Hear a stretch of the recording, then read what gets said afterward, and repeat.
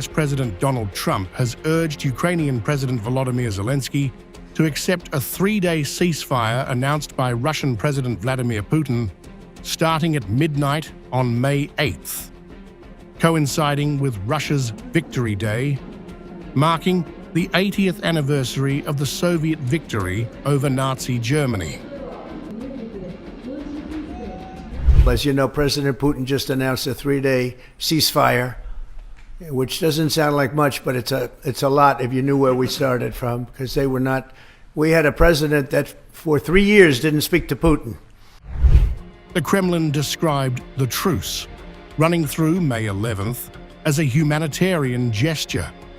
However, Ukrainian officials dismissed it as a publicity stunt to enhance Putin's image during the Victory Day parade, which will host leaders from China, Brazil, and other nations.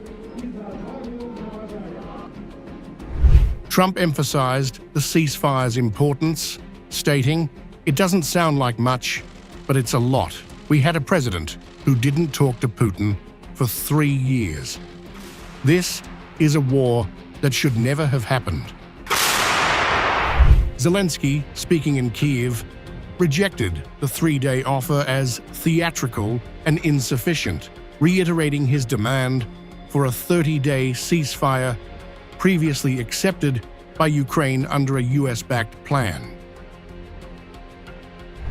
Tensions escalated after a Ukrainian drone attack on Moscow, with Mayor Sergei Sobyanin reporting 19 drones downed, prompting the temporary closure of all 4 Moscow airports.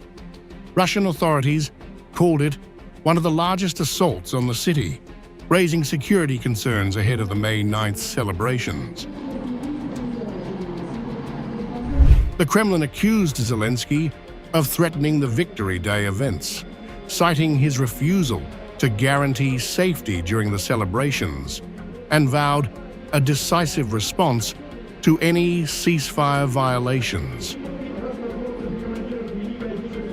Zelensky condemned recent Russian drone strikes, including one in Kharkiv injuring 47 and another in Odesa killing 2 and wounding 15, stating, "Russia targets homes, not military sites." Trump, positioning himself as a peacemaker, expressed frustration with the war's persistence, attributing it to prior US leadership failures. A US-proposed 30-day ceasefire, accepted by Ukraine in March, was rejected by Putin, who offered the current, shorter truce. The drone attack and Ukraine's rejection of the 3-day ceasefire underscore the fragile state of negotiations in the war's 4th year. As Russia prepares for Victory Day with global leaders in attendance, a broader peace remains elusive despite Trump's call for action.